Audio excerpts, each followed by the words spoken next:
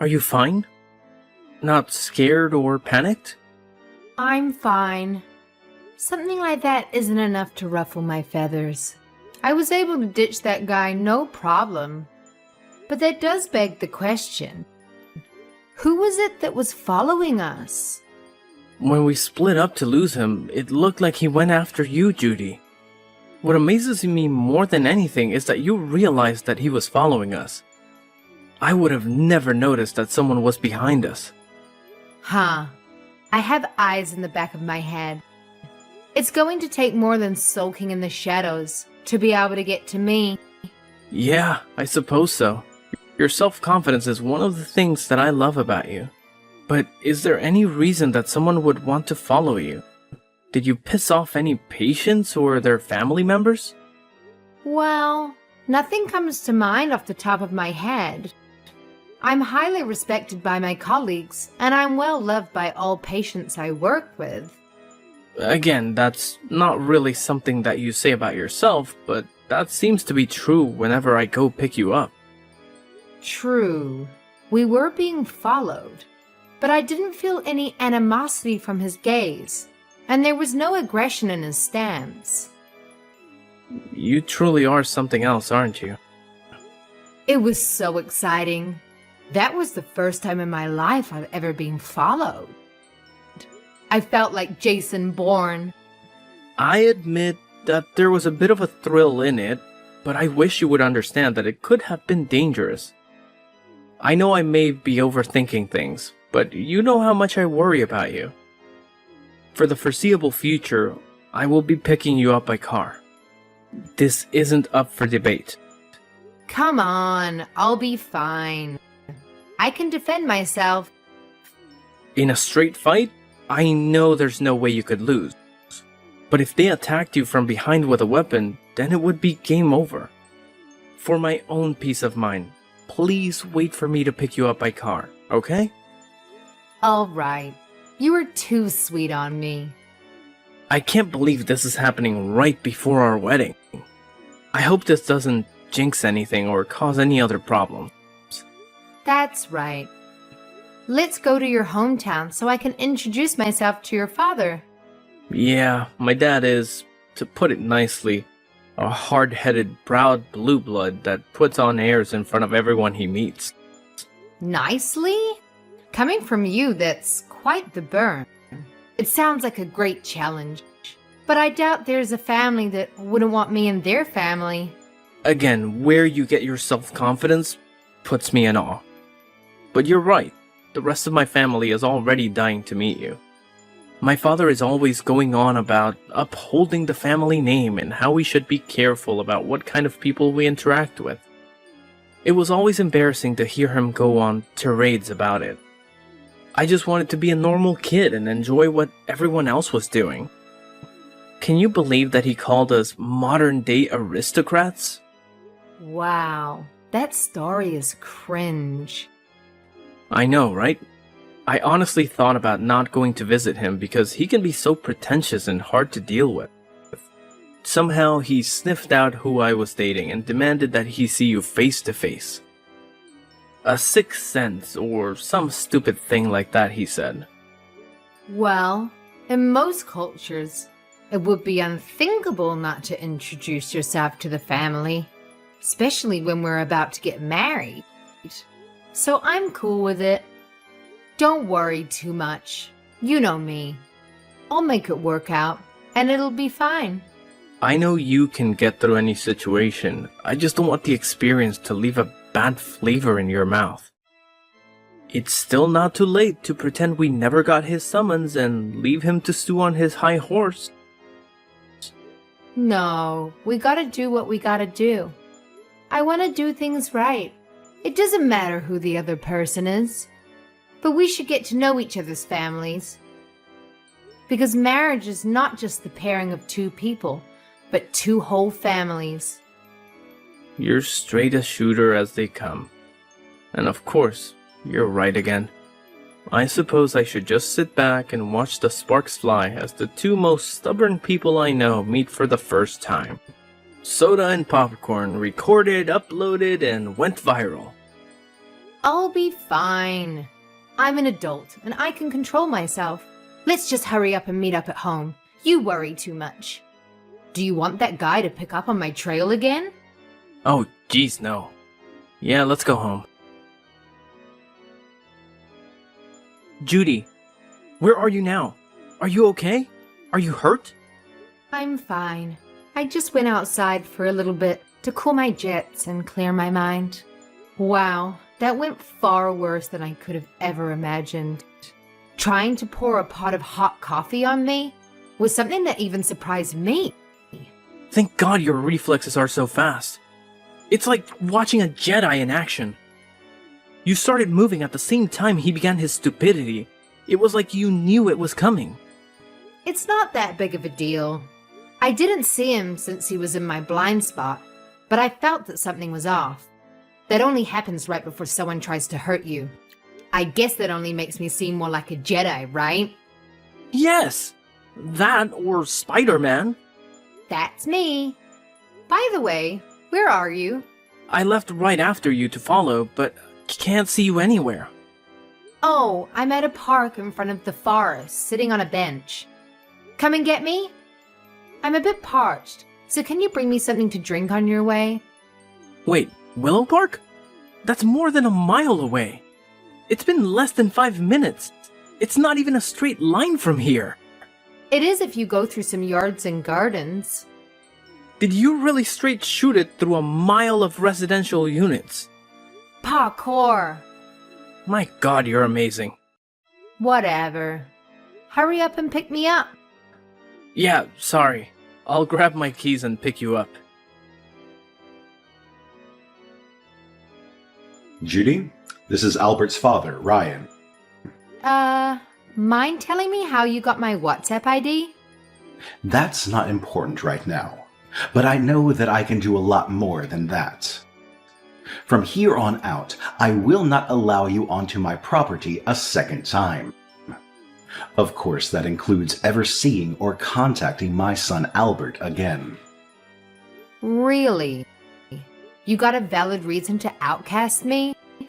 When you come from a name as prestigious as ours, it would be unthinkable to take an uneducated little girl like yourself into our great family. You never even graduated from a university. There is no way I could let my grandchildren be raised by someone who could barely get a GED. No worries there, pal. I have no intention of ever being in the same room as you ever again. However, I will marry Albert, as promised, with or without your blessing. Never. Who would be foolish enough to ever marry you? Your family is poor as dirt. How could you imagine standing eye to eye with a family of our caliber? How dare you think you could pollute my bloodline with your filthy peasant DNA?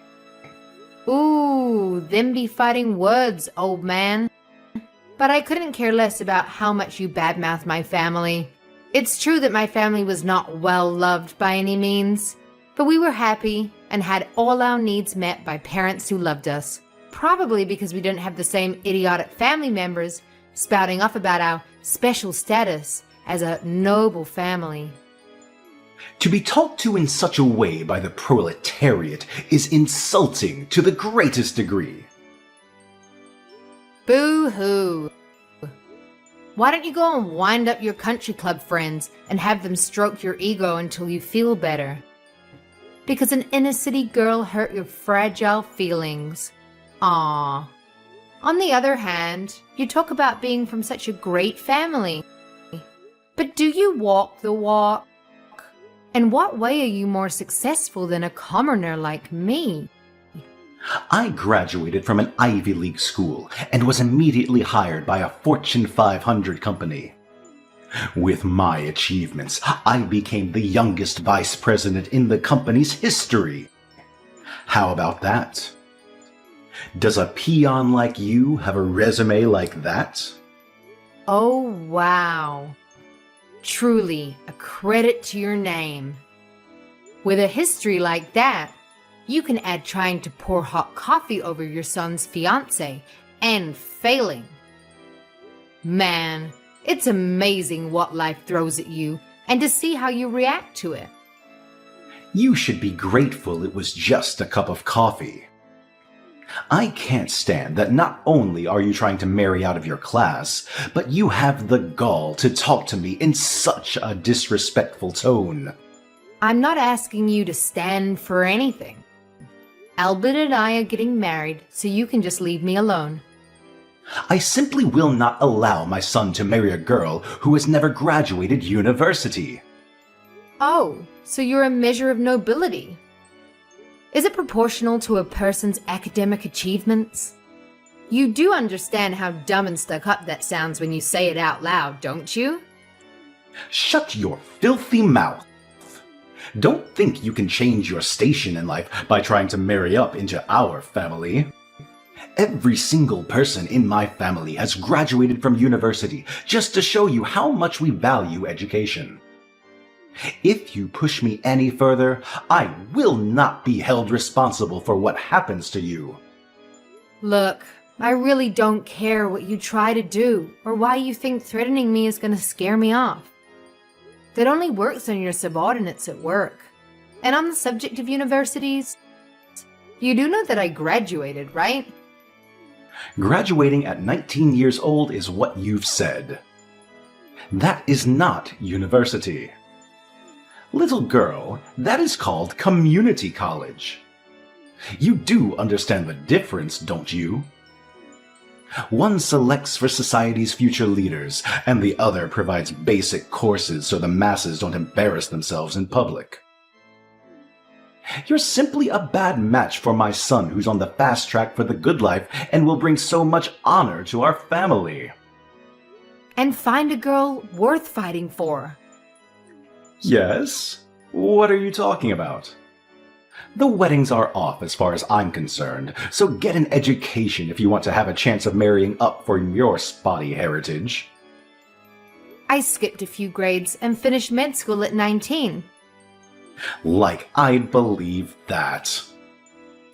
At 19, I graduated med school and then got a master's on the side, just to kill some extra time. A master's at 19? Impossible! You should learn how to lie better. It would take superior genius to even come close to achieving that. A real lie needs to have a modicum of truth in it, or at least be somewhat believable. Playing along with your fantasy world for a little bit, why didn't you tell me this sooner? That might have bought you some time. When I did try to tell you, you decided to preempt me with aerial coffee entertainment followed by kicking me out of the house. I don't have time for gossip and fake news. So you want to add to your whopper and tell me that you're a doctor at some clinic? Almost. I'm the head of the pediatric department at the university hospital. You can drop the facade. It's not funny anymore, and I'm just sad now. I've already looked into your past to have your old past in front of me now. Least of all, I know you're not a doctor, so you can come clean with me. Oh, it's good to see a Christian keep his part of the bargain. How do you know Christian? It's fine and dandy to use private eyes to get info on a person, but you really should use people who you know are good at their jobs. It was like being tailed by a blind elephant over the savannah.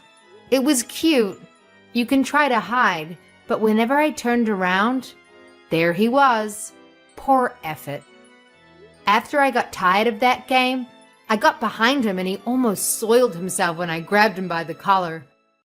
I then persuaded him to tell me who his employer was. Impossible. He's a 30-year veteran with us and served in a recon unit in his youth. I've been relying on him for years, and he's never made a mistake. You gotta be kidding. It was like playing peekaboo with an infant with no sense of space. Anyhow, I had him pass on false information to you in order to find out what kind of person you really are. I wanted to give you the benefit of the doubt, despite Albert's unflattering portrayal of you. So I told Christian to hide the fact that I'm a doctor. Albert and Christian both? Can you blame him? With your temperament and outlook? I've also taken the liberty to release our chat logs and the dirt I've dug up on you and your investors. What? Why would you do something so unnecessary? Well, according to your words, it would be unacceptable to allow dirty blood to pollute the system, right? The same goes for business. One bad apple can cause the whole batch to go bad. Isn't that how the saying goes? You're saying I'm the problem? Impossible! I've done so much for the company. They wouldn't do anything to me, would they? Dunno. Tell that to the person who's going to be reviewing your case and deciding your fate. Telling me of your triumphs and tribulations is just a bother. Why would anyone at my company trust you? How could you even get anyone on the board's attention? I'm a very famous and popular doctor in higher circles, so I do have acquaintances in almost every industry. In fact, I've known about you for a while. I've not even told Albert about this part of me. I'm about to teach you how to really get dirt on people. Haven't you had enough fun at my expense? How long must I put up with your blasphemy? Do you have any idea who you're dealing with? Have you any clue what I will do to you if you make me your enemy? Fully. Because I have no fear of some unemployed old man who got fired from his job for being a toxic lowlife. Fired? Who's been fired? Are you talking about me? Blackmail 101. Your termination is one of my demands for not releasing your dirty laundry to the world and tainting your company's good name. Any company would throw a useless president under the bus in order to maintain their quality in the public eye. That'd be a breach of contract on their part. How devious are you? Everything you're doing is illegal. Illegal, you say? I guess you would be an expert on what's illegal, wouldn't you? You know better than anyone that you should be terminated at the company. It can't be. As I said before, I've thoroughly investigated you. I wanted to know what I would be marrying into, just in case it could negatively affect me in some way. Albert is an angel and doesn't have a bad bone in his body. That comes from his mother's side. Unfortunately, the same cannot be said about his paternal side. Be honest here. There is something you need to apologize to your company about, isn't there? That's unprovable, isn't it? How could you know? You're lying. You're just trying to entrap me. Really? Maybe I should talk to your wife first. I bet it would be hard to admit that to her, so I'll tell her in your stead. Stop. Fine. You win. My God, what are you? I may have temporarily transferred company funds to partake in the services of an escort enterprise. You paid for a whore using the company's money? That'll get you fired from any job. Wait, I had a good reason. I truly did. Yes, yes. You truly loved the girl and wanted to help her out of a bad situation. Yeah. You fell for the hooker with a giant heart of gold. But you, sir, are now Richard Gere. You do understand that admitting that you love another woman isn't going to be taken well by your family, right? And I know how serious about her you were by the amount of cash you dumped into her scheme. She said she would leave her boyfriend for me. She just needed money to free herself. I could afford it, but I couldn't withdraw an amount that large without drawing suspicion. So I planned to pay it back to the company little by little. See, it wasn't stolen. I just borrowed the company's money for a short time. In fact, I've already returned it in full. I know that as well. You aren't the type of person to stick your hand in the cookie jar without some way to separate yourself from any blame or wrong. While the books balance out at the end of the day, it doesn't change the fact that a bigot also tried his hand at misappropriation of funds. You know what that means, right? Why are you so intent on messing up my life? You're going past the line of threats, all the way to plain cruel. I had no intention to go so far, but once I had you on the ropes, the adrenaline began to flow, and I was taught to always go in for the kill. You witch! Where are you? Get back here right now! Found by me. What do you intend to do, little old man? I will make you regret crossing me. Get back here so I can teach you a lesson you'll never forget. Lines fitting for a bargain bin gangster before the main character puts him in his place. Hardly the words meant for a beautiful young, strong-headed woman like myself, unlike a crotchy old hidebound materialistic fogey. Whoa! I feel like the protagonist in a superhero movie. I feel a little sorry for you. But wait a tick, I'll be with you in 2 shakes. Well, we'll see if that mouth can spout the same poison after I'm done with you. You've had enough yet? Want to go another round? I don't think the results will change, but the offer still stands. What are you? How are you so fast and strong? I'm as fit as a 30-year-old and was an amateur boxer through school. My dad was a drill sergeant and was a part-time UFC fighter to make ends meet.